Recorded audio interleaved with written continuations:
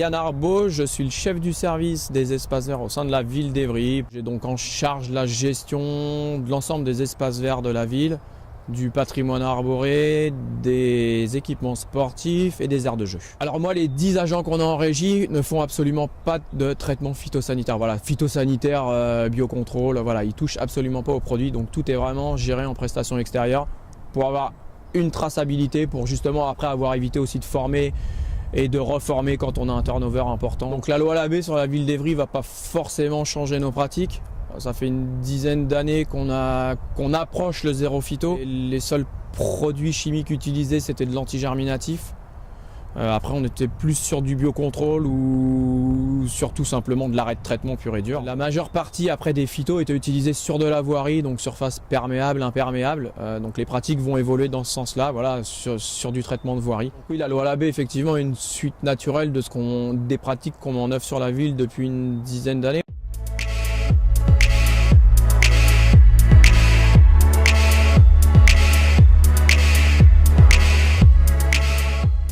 Le biocontrôle nous permet, et j'espère va pouvoir continuer à nous permettre de par son développement à contrôler les ravageurs. On a de gros problèmes depuis quelques années sur de la chenille processionnaire, donc processionnaire du chêne. Depuis 2-3 ans, processionnaire du pin. On commence à avoir de la pyrale sur le buis. Du coup, sur Évry, on utilise beaucoup de bacillus. Donc j'insiste, voilà, on est satisfait globalement à 90% de ce produit-là. Après, il faut l'appliquer vraiment sur des bonnes périodes, sur des bons stades larvaires sur les chenilles.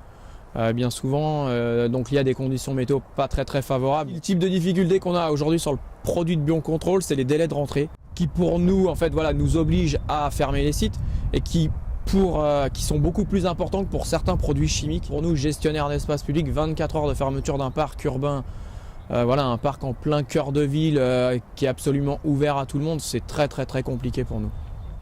Après, sur du traitement gazon, voilà, on voit sur des gazons, on est habitué à avoir des gazons sans aucune adventice.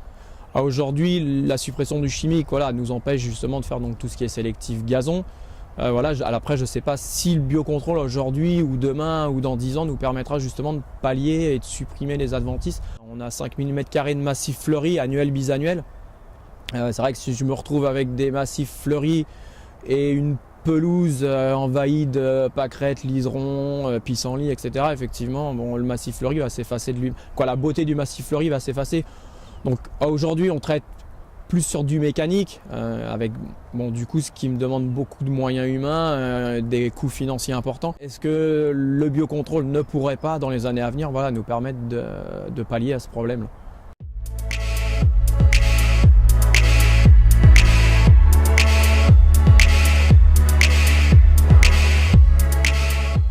Je suis sans arrêt en recherche d'informations, voilà, alors sur du biocontrôle, sur du naturel, etc. Donc via mon prestataire de traitement, voilà, également, qui est vraiment de très bons conseils. Je pense qu'après c'est leur rôle aussi à eux, voilà, de former un petit peu et de véhiculer les infos qu'ils ont. Voilà, après je sais que sur 2018 le biocontrôle va évoluer, on nous parle d'une 50aine de produits supplémentaires. C'est qu'aujourd'hui, voilà, moi j'ai pas la lisibilité sur les 50 produits supplémentaires. Est-ce que c'est des produits qui vont me servir moi en termes de gestion des espaces verts, en termes de gestion de patrimoine arboré, ou qui vont plus s'orienter sur de la culture maraîchère?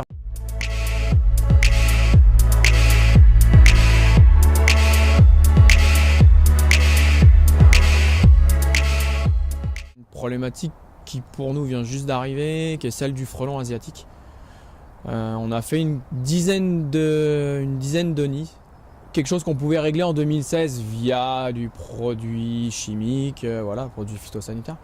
On ne sait pas forcément comment on va pouvoir le régler via la loi Labbé. Alors nos attentes, voilà, c'est vraiment de développer les produits pour pallier, voilà, à la loi Labbé, à la suppression du chimique. C'est vraiment de cibler un petit peu, de cibler les pathologies qu'on a nous en termes de gestion d'espace vert. Voilà, de nous apporter les solutions et de voir pour diminuer les délais de rentrée, voilà, en changeant, je sais pas, les types de bactéries. Après, moi, ce qui m'intéresse, c'est de voir ce que donne le biocontrôle dans 10 ans ou dans 15 ans. Voilà, aujourd'hui, on s'aperçoit qu'effectivement, le chimique, bon, il a été utilisé en surdose. Moi, je rapporte de la bactérie pour mon problème de chenille. Voilà, dans 10 ou 15 ans, je vais peut-être avoir explosé les seuils, peut-être pas. Donc, peut-être nous donner ces billes-là, de voir si dans 10 ou 15 ans, on ne nous reproche pas d'avoir utilisé du biocontrôle.